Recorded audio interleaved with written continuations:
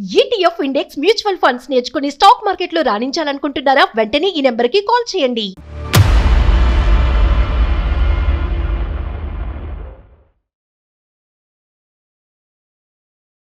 Welcome to Vishnu talks. నేను మీ విష్ణు. ప్రస్తుతం నాతో పాటు certified financial planner Ram Prasad గారు ఉన్నారు. వారితో మాట్లాడదాం. సార్, రామ్ ప్రసాద్ గారు, welcome to Suman TV. Sir నమస్తే విష్ణు గారు. రైట్. రామ్ ప్రసాద్ గారు, పిల్లల భవిష్యత్ అవసరాలను దృష్టిలో ఉంచుకొని కేంద్ర ప్రభుత్వం రీసెంట్ గా ఎన్పిఎస్ వాత్సల్య అనే ఒక పథకాన్ని తీసుకొచ్చింది. ఆల్రెడీ మనకి ఎన్పిఎస్ అనే ఒక పథకం ఉంది. ఇప్పుడు కేంద్ర ప్రభుత్వం కొత్తగా ఎన్పిఎస్ వాత్సల్య అనే పథకాన్ని తీసుకొచ్చింది కాబట్టి ఆల్రెడీ ఇప్పుడు ఉన్న ఎన్పిఎస్ కి రీసెంట్ గా వచ్చిన ఎన్పిఎస్ వాత్సల్యకి మధ్య ఉన్న తేడా ఏంటి? సార్, వాత్సల్య అంటే ఏంటి సార్?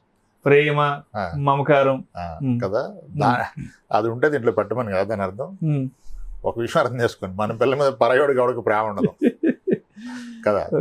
అసలు ఎన్పిఎస్ ఉండగా ఎన్పిఎస్ వాత్సల్యత అవసరం ఉందా అనేది నా డౌట్. యాక్చువల్గా సేమ్ ఫీచర్స్ ఉన్నప్పుడు ఇప్పుడు వరకు ఎన్పిఎస్ అంటే 18 years నిన్న వాళ్ళు పెట్టుకున్నది ఎన్పిఎస్. మళ్ళీ కొత్తగా దానికి వాత్సల్య యాడ్ చేసి చిన్న వాళ్ళు కూడా పెట్టచ్చు, 0 age నుంచి ఇప్పుడు పుట్టిన పిల్లలకు కూడా అంటున్నారు. దాన్నే అలో చేస్తే అయిపోయింది కదా. మళ్ళీ వాత్సల్య ఎందుకు, లేని వాత్సల్య అని వాత్సల్య ఎందుకు చెప్పాలి? అంటే ఇది ప్రత్యేకించి చిన్న పిల్లలు అన్న విషయాన్ని తీసుకెళ్ళడానికి ఏమో కదా. చిన్న పిల్లలకి పెట్టమని చెప్తున్నారు, కానీ పర్పస్ ఆఫ్ ఇన్వెస్ట్మెంట్ ఏంటి? ఈ స్కీమ్ యొక్క పర్పస్ ఏంటి అంటే ఇప్పుడే పుట్టిన పిల్లల నుంచి 18 ఏళ్ళలోపు ఉన్న ప్రతి ఒక్కరిని ఈ స్కీమ్ లోకి తీసుకొస్తే వాళ్ళ పెన్షన్ కొరకు అంటున్నారు. వాళ్ళ పెన్షన్ కొరకు దీన్ని చాలా గొప్పగా చెప్తున్నారు. భవిష్యత్తు పెన్షన్ అని అంటే ముసలితనంలో వచ్చే డబ్బులకి ఇప్పటి నుంచి పెట్టమంటున్నారు. అంతే కదా, అదే కదా.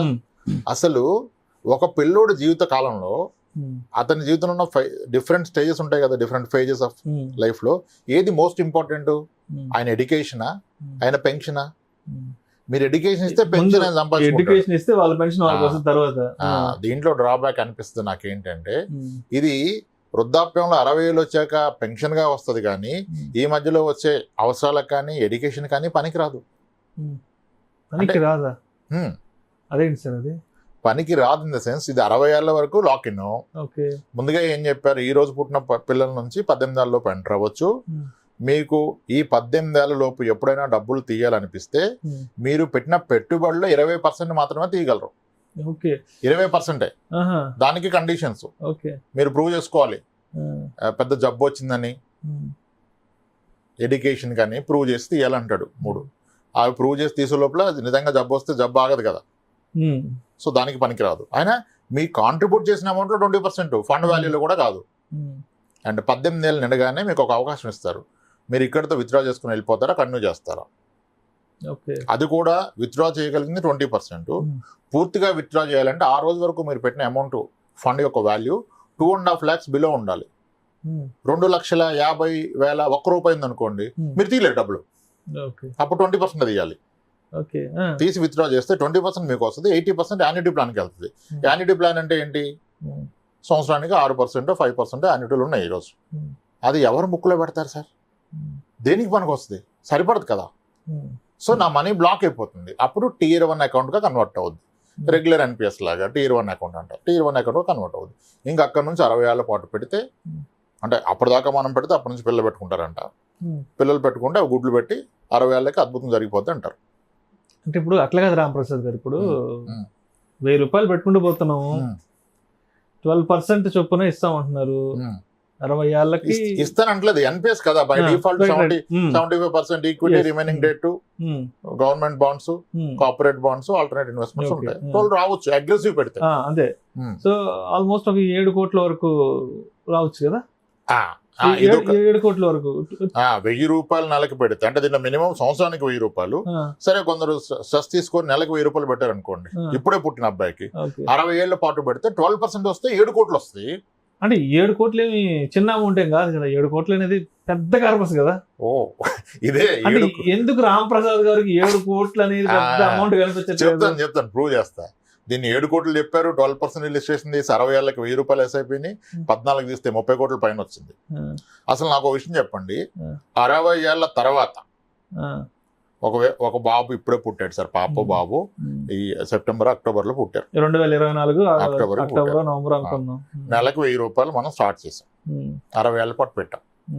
ఓకే, ఇక్కడ నుంచి 60,000. అప్పుడు 7 కోట్లు వచ్చింది. అసలు నిజానికి 60,000 తర్వాత 7 కోట్లకి ఏమొస్తుంది అనుకుంటున్నారు మీరు? అదేంటి సార్, అంటే 7 కోట్లకి ఏదో వస్తుంది కదా సార్?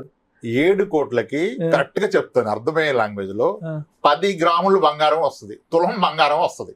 అంతకు మించి ఏమీ రాదు ఒక 60 ఏళ్ల తర్వాత. ఒక్క నిమిషం, ఇప్పుడు తులం బంగారం 75,000 72,000 ఉంది. అంటే ఇప్పుడు ఏదైతే తులం బంగారం 72,000 75,000 వస్తుందో అది 60 ఏళ్ల తర్వాత 7 కోట్లు పెడితే గానీ వస్తుంది. 7 కోట్లు 60 ఏళ్ల తర్వాత? సార్ ఉండండి సార్, మరి భయపెట్టకండి. మరి నేను ప్రూవ్ చేస్తాను, టెన్షన్ అవసరం లేదు, ప్రూవ్ చేస్తా. కొంచెం పేషెన్స్ ఉండాలా, వినగలగాలి. ఇప్పుడు 60 ఏళ్ల తర్వాత బంగారం ఎంత ఉంటుందో మనకు తెలియదు, మనం ఆస్ట్రాలజీ చెప్పలేం. కాబట్టి 60 ఏళ్ల క్రితం ఎంత ఉందో చూద్దాం. 1964 లో గ్రామ్ బంగారం ఎంత చెప్పండి మీరు నాకు. నేను ఒకసారి గూగుల్లో చెక్ చేసి చెప్పండి. 1964 లో గోల్డ్ ప్రైస్ కావాలి నాకు. ఒక్క నిమిషం. హిస్టారికల్ గోల్డ్ ప్రైసెస్ ఇన్ 1964 కొట్టండి, ఏది కొట్టినా మీకు అదే వస్తుంది. 64 నుంచి ట్రాక్ అవుతుంది. 1964లో మీరు చెప్పేది 63 రూపాయల 25 పైసలు ఉంది. ఎంత? 10 గ్రాముల ధర. అది 10 గ్రాముల బంగారం, 10 గ్రాముల మేలిం బంగారం, 24 క్యారెట్స్. అది కూడా కదా? అవునవును. 10 గ్రాములు 63, 64 వేసుకోండి. అంటే గ్రామ్ ఎంత? 6 రూపాయలు. అంతే, 6 రూపాయలు మ్యాక్సిమం. 6 రూపాయలు గ్రాము. 6 రూపాయలు. ఈ రోజు గ్రామ్ ఎంత? ఇవాళ 7,200 రూపాయలు. అంటే 60 సంవత్సరాల్లో 6 రూపాయలు 7 రూపాయలు ఉన్న బంగారం గ్రాము కాస్త 70,000 అయింది. అంటే ఎన్ని రెట్లు పెరిగింది? 1000 రెట్లు. 1000 రెట్లు పెరిగింది. 60 సంవత్సరంలో గ్రామ్ బంగారం 1000 రెట్లు పెరిగింది. మరి ఇప్పుడు అలానే ఇంకొక 60 ఏళ్ళలో 1000 రెట్లు పెరుగుతుంది కదా? పెరుగుతుందా? పెరగొచ్చు కదా, కాస్త చెప్తుంది కదా. మరి ఇప్పుడు 7,000 ఉన్న గ్రాము ఒక 1000 రెట్లు పెరిగితే ఎంత అవుతుంది గ్రాము? 70 లక్షల. 70 లక్షలకి గ్రామ్ వస్తుంది. అంటే 7 కోట్లు వస్తే 10 గ్రాములు వస్తుంది. My God. అంటే షష్టి పూర్తికి 10 గ్రాములది బ్రేస్లెట్ అనుకోండి. రింగ్ వస్తుందా? బ్రేస్లెట్ లేకపోతే గట్టిగా వస్తుంది. అది దానికోసం నెలకు 1000 రూపాయలు పెట్టమన్నారు. అంటే నాకేదో ఫీజులు ఎగిరిపోయినాయి మీరు చెప్పే నెంబర్లు.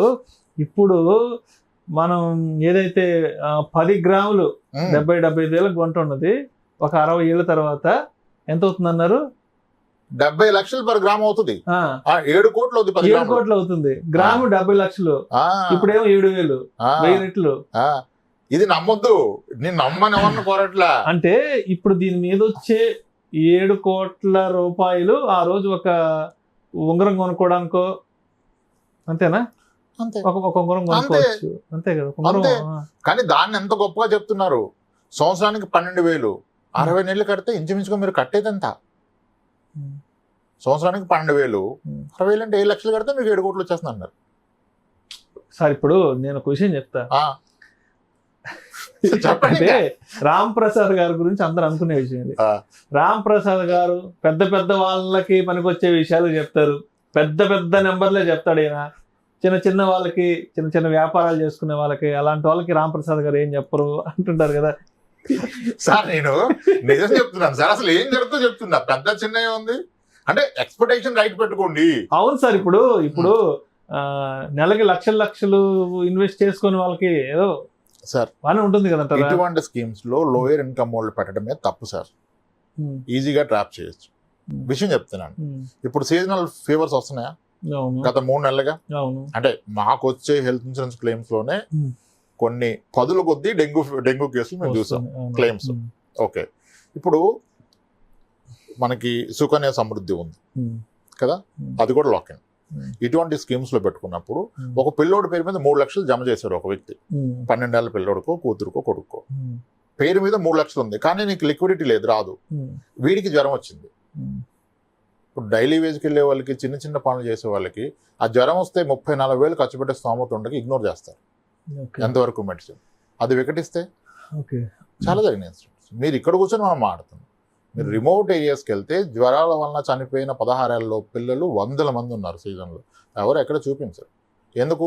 ఆ సమయానికి 30,000 చేతికి అందక, అప్పు పుట్టక, డబ్బు అందక. ఏ తల్లిదండ్రి ఇగ్నోర్ చేయరు కదా, డబ్బులు లేక ఇగ్నోర్ చేస్తారు. నా బాధ ఏంటి, ఎమోషన్లో పెట్టేస్తాం. మన అవసరానికి పనికిరాంది ఆస్తి ఎలా అవుతుంది? అంటే ఇవాళ తక్కువకి వస్తుందిలే అని చెప్పి ఇన్వెస్ట్ చేస్తాం, బట్ అది మనకి లాంగ్ రన్ లో దానివల్ల పెద్ద బెనిఫిట్ ఉండకపోవచ్చు అంటే అసలు మన అవసరానికి ఆదుకోదు. ఇప్పుడు పిల్లోని సమర్థుని చేస్తే నువ్వేం ఇవ్వాల్సిన అక్కర్లేదు, వాడు అసమర్థుడైతే నువ్వేమి ఇచ్చినా నిలబెట్టుకోడు. అంటే సమర్థుని చేయాలంటే మనం దేనికి ఇన్వెస్ట్ చేయాలి? వాడు రిటైర్మెంట్ కి ఇన్వెస్ట్ చేయాలా, వాడు ఎడ్యుకేషన్ కి ఇన్వెస్ట్ చేయాలా?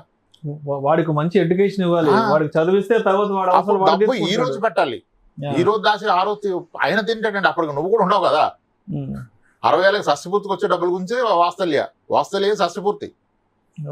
ఇప్పుడు పుట్టినోడికి షష్టిపూర్తి మాట్లాడుతున్నాం మనం. అంటే రిటైర్మెంట్ ఫంక్షన్ చేసుకునేటప్పుడు డబ్బులు అది కూడా 60% వస్తుంది, రిమైనింగ్ 40 వచ్చి యాన్యుటీలోకి వెళ్ళిపోతుంది.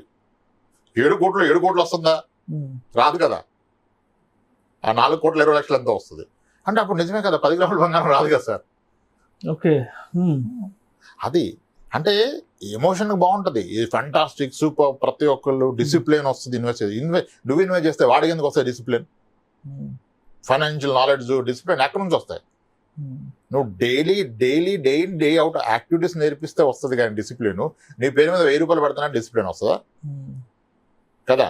మనం ఈ సండే ఇంత ఖర్చు పెట్టాం, ఇగోనన్నా మనం ఈ వెకేషన్కి ఇంత ఖర్చు పెట్టానరా, నా ఇన్కమ్ ఇంత ఖర్చులు పోతే ఎంత దాస్తున్నా నీ ఎడ్యుకేషన్ కంటే వస్తుంది డిసిప్లిన్. నీ పేరు మీద 1000 రూపాయలు పెడతానా డిసిప్లిన్ వస్తారు కన్నా.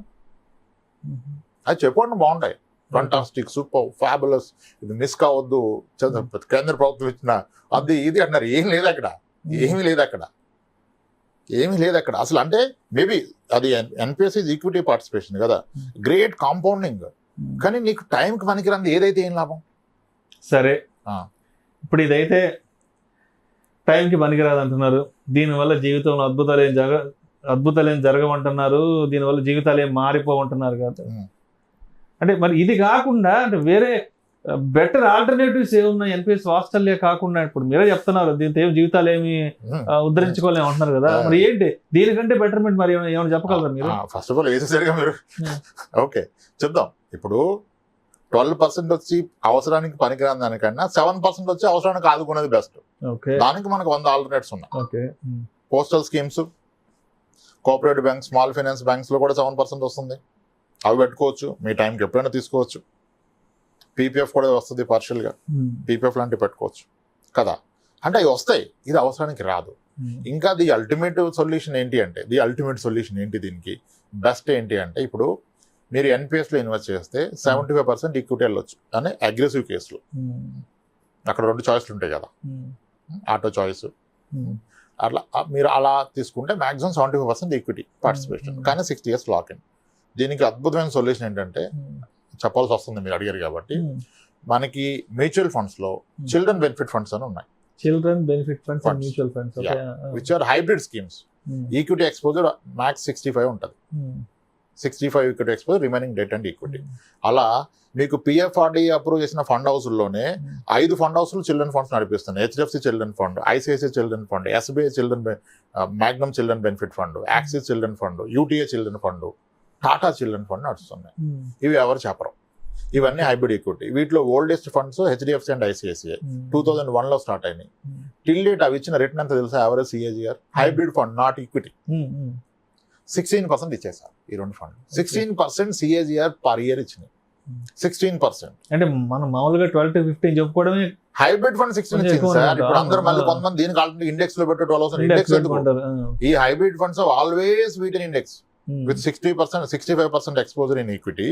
ఇవి ఎనీ క్యాలెండర్ ఇయర్ మీరు రిటర్న్ చూస్తే, క్యాలెండర్ ఇయర్ రిటర్న్ వర్సెస్ నేను చెప్పిన hybrid funds, children benefit funds versus Nifty 50 చూస్తే, almost in the last 22 years లో 2-3 years బారింగ్ ఎవ్రీ ఇయర్ ఇది నిఫ్టీ 50 కన్నా 2-3% మోర్ ఆల్ఫా ఇచ్చింది. And taking equity exposure 65. Nifty 50 100% equity కదా. 65% ఈక్విటీలో మీకు ఎప్పుడూ నిఫ్టీ 50 కన్నా ఎక్కువ ఇచ్చింది. ఓవరాల్ గా ఈ రోజు అంత లెస్ వాలటిలిటీలో ఇచ్చారు. వీటికి ఏముంటుంది అంటే, ఇవి కూడా చిల్డ్రన్ బెనిఫిట్ ఫండ్స్ కదా, వీటిని సొల్యూషన్ ఫండ్స్ అంటారు. ఇవి 5 years లాక్ ఇన్ ఉంటుంది, 60 years కాదు. 5 years or the 18 years of the child age, which ever comes early, అంతవరకు లాక్ ఇన్. ఇప్పుడు నాకు హైయర్ ఎడ్యుకేషన్ కావాలి, నాకు 2 years 5 years పెట్టుకోవచ్చుగా, సేమ్ రేట్ని ఇస్తుంది. అద్భుతంగా proven funds, HDFC children gift fund, ICICI children fund, SBI Magnum children benefit fund వచ్చింది. Launch అయ్యి 4 years ఎంత రేట్ ఇచ్చింది తెలుసా? 400% ఇచ్చింది అబ్సల్యూట్ టర్మ్స్ లో. యాన్యువల్ టర్మ్స్ లో 40% పర్ ఇయర్ ఇచ్చింది. 2001 క్యాలెండర్ ఇయర్ లో SBI children fund with in 1 year ఇచ్చిన రిటర్న్ 75%. 75% mutual fund. అది అద్భుతాలు ఉన్నాయి. అంటే మ్యూచువల్ ఫండ్ లో పెడితేనే మారుద్దని చెప్పట్లా, ఆ కన్విక్షన్ వాళ్ళు అర్థమైన వాళ్ళే పట్టండి, లేని వాళ్ళు పట్టదు. సో ఏ ఇన్వెస్ట్మెంట్ అయినా సరే ముందు అర్థం చేసుకుని దాంట్లో ఉన్న లోటుపాట్లు ఏంటో మనం అర్థం చేసుకుని ఇవి సొల్యూషన్ ఓరియంటెడ్ ఫండ్స్. ఇంకా అద్భుతం ఉంది వీటిలో. హెచ్డిఎఫ్సి చిల్డ్రన్ ఫండ్ ఇంకొక బెనిఫిట్ ఉంటుంది, ఇప్పుడు ఉంచారో తీసారో తెలియదు, యాజ్ రిమెంబర్ నేను చాలా ఫండ్స్ ఇచ్చాను. అవి guardian or parent accidental death అయితే కూడా వాడు ఇన్సూరెన్స్ కవర్ ఇస్తాడు, పర్సనల్ యాక్సిడెంట్ కవర్. అది అద్భుతం కదా, దీంట్లో ఏం లేదు. యాక్చువల్లీ ఎన్పిఎస్ వాత్సల్యాన్ని మీరు అట్రాక్టివ్ చేయాలంటే ఇన్ కేసు గార్డియన్ కి ప్రమాదవశాత్తు మరణం సంభవిస్తే దానికి మీరే 10 లక్షలు 20 లక్షలు పెట్టాల్సిందే. అంటే 1000 రూపాయలు మంత్లీ కనుక కాంట్రిబ్యూట్ చేస్తే 1,00,000 రూపాయలు ప్రమాద బీమా అలా ఏమన్నా నామినల్కి వస్తుంది. పెడితే పిల్లోడు భవిష్యత్తు. ఇక్కడ ఏమంటున్నాడు, గార్డియన్ చనిపోయినా కిడ్ చనిపోయినా డబ్బులు వెనక్కిస్తాను. ఎవడొక్క డబ్బులు పెట్టిన డబ్బులు వాడి పరిస్థితి ఏంటి? HDFC children fund I remember personal accident cover ఉంది అక్కడ. గార్డియన్ చనిపోతే వాడు ఇస్తాడు 10 lakhs 20 lakhs. అది ఎంత అద్భుతం. అది కూడా లేదు. వాత్సల్యం అంటే ఎక్కడ కనపట్లేదు నాకు దాంట్లో వాత్సల్యం. అంటే మా భవిష్యత్ అవసరాలకు పనికి ఎట్లా పెట్టుబడి అవుతుంది సార్. మీరు ఎడ్యుకేషన్ కి పెడితే చాలా సంపాదిస్తాడు, మీకు కొనిస్తాడు తులాలు. మీరు 1000 రూపాయల నెలకి ఎస్ఐపి పెడితే 10 grams గోల్డ్ ఆయన షష్ఠపూర్తికి మీరు గిఫ్ట్ ఇచ్చినట్టే. దానికోసం పెడతానంటే పెట్టుకోండి. రైట్. కాస్త ఓపిక్గా, మన లాజిక్ నచ్చదేమో కానీ మీరంతా అన్ని ఇటువంటి చేసి నాకు తినిపిస్తారు మళ్ళీ కామెంట్స్ లో. అంటే ఇప్పుడు మీరు చెప్పినట్టు ఇన్వెస్ట్మెంట్ అంటే ఏదో గుడ్డుగా చేసేయడం కాదు. ఇది ఏంటి ఎండ్ ఆఫ్ ది డే దీనివల్ల మనకి ఎంత బెనిఫిట్ ఉంటుంది, మధ్యలో ఏదైనా ఎమర్జెన్సీకి ఇది ఎంతవరకు మనకి సపోర్ట్ ఇస్తుంది అనే దాంట్లో మనం అంటే మనకు మన ఇన్వెస్ట్మెంట్ ఒక గోల్ ఉండాలి కదా. This is called begin with the end in mind. మొదట్లోనే నువ్వు చివరిని చూడాలి, అది ఎవరు చూడలా. బస్సు కనపడదా ఉరికిపోయి ఎక్కడికి వెళ్తాం నీకు సంబంధం లేదు. ఎక్కాడు దిగాడు, ఇంకో బస్సు కనపడదు అది ఎక్కాడు. అదే పరిస్థితి ఇన్వెస్ట్మెంట్స్ లో, అది తప్పు. Right right done sir. Right. Thank you sir. Thank you so much Ramprasad గారు. థ్యాంక్స్. ఇప్పుడున్న ఎన్పిఎస్కి అదేవిధంగా కేంద్ర ప్రభుత్వం రీసెంట్గా తీసుకొచ్చిన ఎన్పిఎస్ వాత్సల్యాకి మధ్య ఉన్న తేడా ఏంటి, అదేవిధంగా అసలు ఎన్పిఎస్ వాత్సల్యాకి సంబంధించి మీకున్న అభిప్రాయం ఏంటనే దాని గురించి కూడా చాలా చక్కగా మన ప్రేక్షకులకు మీ అనాలిసిస్ తెలియజేశారు. Thank you so much Ramprasad గారు. థ్యాంక్స్ అండి విష్ణు గారు.